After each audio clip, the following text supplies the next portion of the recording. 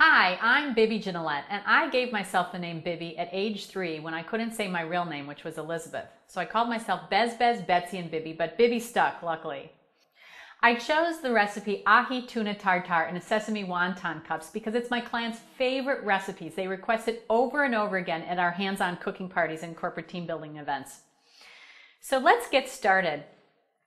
First, we need to create the vessel for the Ahi Tuna Tartare. So what I'm going to do is take a wonton wrapper, just spray it with a little canola oil, and then I'm going to put it into a mini muffin tin and just kind of fold it like this.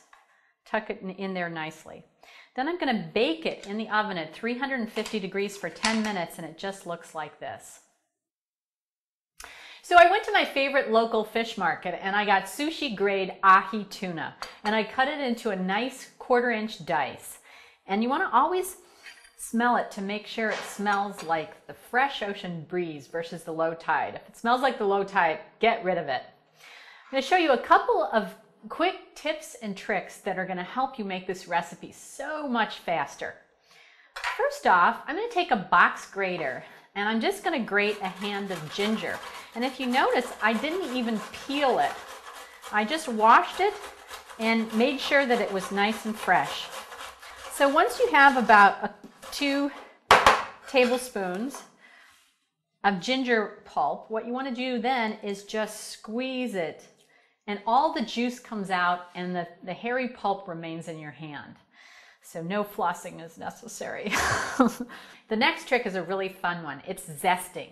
And most people use a box grater for zesting, but the downside of the grater is oftentimes you nick your knuckles, and so get a little extra protein in the dish. The other downside is it's awfully hard to clean. So I'm just going to take a piece of parchment paper and put it on top of the box grater and then just grate like so.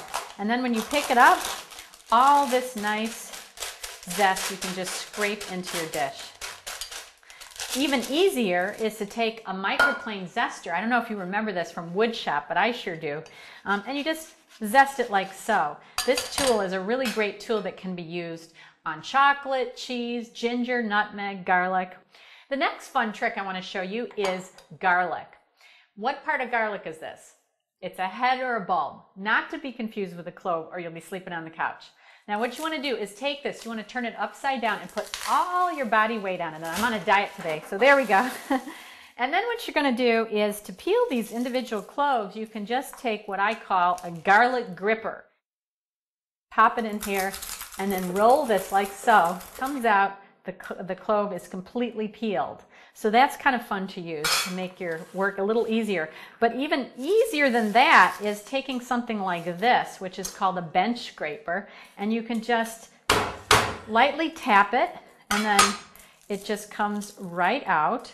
And then if you love your boss, you can bang it a few times and it's completely minced, and then just put it in the dish. And so I want to add a little bit of cilantro, and what I've done here is I've just wrapped it in a damp paper towel, and the reason I did that is it helps to keep it fresh. And then what I'm going to do is, instead of taking off the whole day of work to pick each one of these leaves individually, I'm just taking a really sharp knife and I'm just going to give it a haircut. Quick shave like that. And then I'm going to gather all these together and then just start chopping. So now we just need to add the remaining ingredients. I like it hot, so I want to make give it a little kick. We're adding a little avocado that I sprayed with olive oil to keep it green, and then some green onions, some soy sauce, some sesame seeds, and some kosher salt. And I'm using kosher salt because it's mine salt and has had no additives added to it.